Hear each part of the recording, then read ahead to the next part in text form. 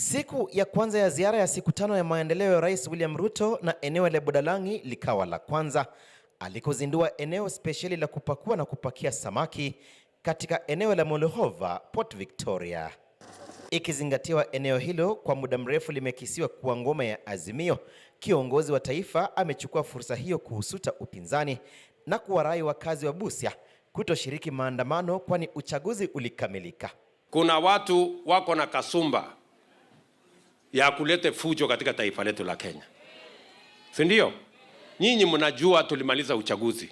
Ama kuna yenye mulibakisha huku Budalangi. Saa hizi hakuna tena ati kugawana viti ya viongozi. Wananchi walimaliza kugawa viti ya viongozi na lilisha.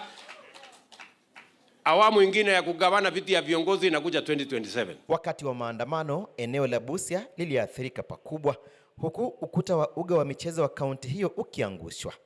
Ombi la gavana wa kaunti hiyo Paul Otuoma kwa serikali kuu kutengeneza upya likikataliwa. Ati wao wanataka pesa ya kujenga stadium, hawa watu walibomoa wenyewe, tukupatie pesa ujenge? How? Na Wakenya wengine tutawaambia nini? What do we tell other Kenyans? Hawakuwa na stadium, hawakung'oa. Sasa tutawacha kujengea wale hawana, tuende tujengee wale walibomoa wenyewe?